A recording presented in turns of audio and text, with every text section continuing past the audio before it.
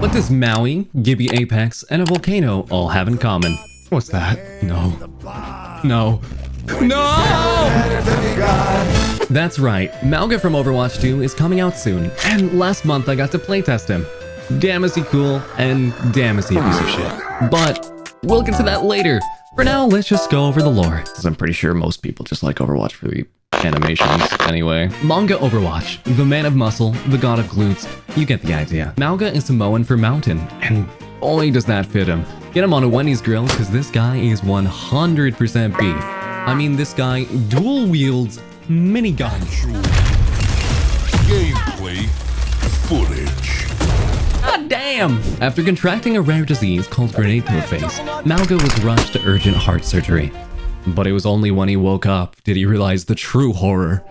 Not the two cybernetic hearts that were now pulsing robotically inside him, but that the doctors were American. And with a bill larger than the GDP of Venezuela, he flew into a gamer rage. Other than that, Mauga is a carefree man who loves to relax and commit war crimes in his spare time. Being a part of the pseudo-terrorist organization Talon, he presumably is only back in Overwatch to clap Baptiste cheeks. That's right, him and Baptiste were buddies! And no wonder he sticks by him for Bat's invincibility field, because boy does he need it. He may look tough and hard on the outside, but inside he's soft when exposed to extreme gunfire. That's right, this guy melts faster than a Roman in Pompeii. Over and over. For a tank, he feels even more flimsy than my heterosexuality looking at him. This is down to a number of things, both his abilities and the game as a whole. What do you get when you cross massive potential with a predatory game company and broken promises? I'm kidding, it's Overwatch 2. And to understand why Moana doesn't work, we first have to return to the days of Overwatch 1. Let's go back. While not a balanced game by any right, Overwatch OG was a lot better for tanks. This is because there was essentially two roles. A main tank, which applied all the cover and shields, and an off tank, who broke up the backline and created as much chaos as possible. Maugi belongs to the second role. A role that doesn't exist anymore. This is the main balance problem of Overwatch 2.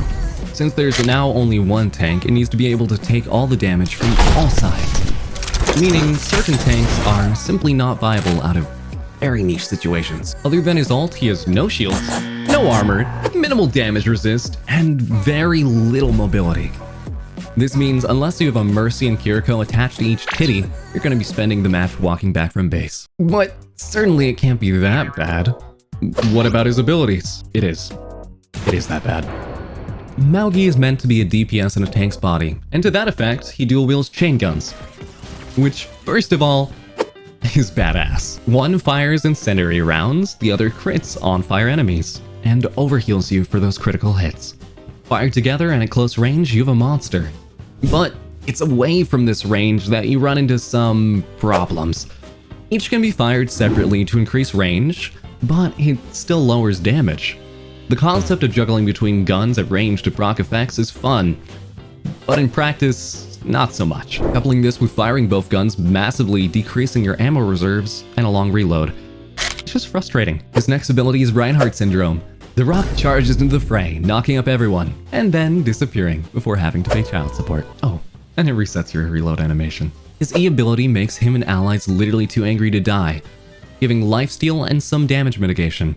That being said, it really isn't enough as his only defense, and you have to play around its decently lengthy cooldown for team fights.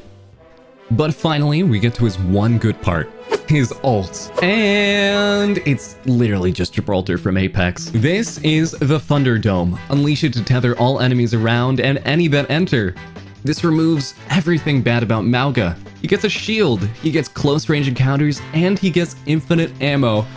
Dear God, it is too perfect. When Mauga works, he works, but the conditions for it happening are so slim, and most of the time, he just gets bodied. While recording this on the day he first came out, I only faced about 2 enemy Mauis, which I take to mean others share my sentiment, or they just like kicking his shit in. So that's Mauga Overwatch, an amazing character in design and lore, but lacking in gameplay. So, what can we do to fix this? For starters, some armor would be nice. Armor in Overwatch is a type of health bar that lowers the damage taken by half up to a flat max of 10. Essentially, it would allow him to not be turned into Swiss cheese. Next, we could solve that ammo problem and terrible reload in one by allowing him to reload during his charge. This would allow him to tactically play from range and then charge without fear, and unload when an opportunity presents itself. Now, on to a more controversial take.